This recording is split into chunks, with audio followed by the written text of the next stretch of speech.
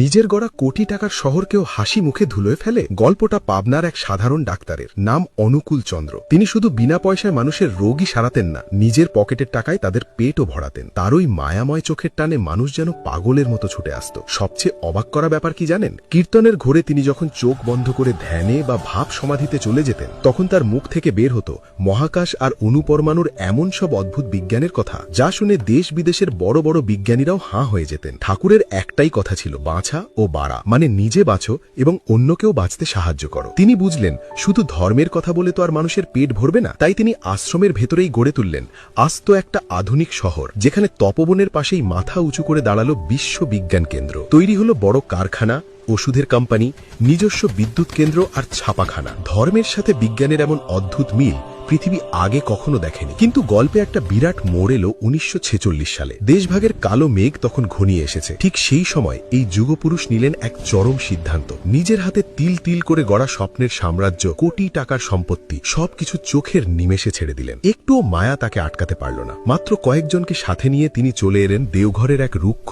শুকনো পাথুরে জমিতে, আর একদম শূন্য থেকে মাটি খুঁড়ে আবার শুরু করলেন নতুন লড়াই। তার সেই জাদুকরী ভালোবাসার টানে সারা দেশ থেকে হাজার হাজার মানুষ আবার ছুটে এলো ওই দেওঘরে। সেই পতিত জমির ওপর ঘাম ঝরিয়ে গড়ে উঠল আজকের বিশাল সৎসঙ্গ আশ্রম, বড় হাসপাতাল আর আনন্দবাজার। কোনো ম্যাজিক নয়, বুক ভরা ভালোবাসা আর কাজ দিয়েও যে মানুষের মনে ভগবান হওয়া যায়, তিনি তার সবচেয়ে বড় প্রমাণ। শ্রী শ্রী ঠাকুরের এই নিঃস্বার্থ ভালোবাসার গল্প যদি আপনারও মন ছুঁয়ে যায়, তবে আজ কমেন্ট বক্সে ভালোবেসে একবার লিখুন জয়গুরু।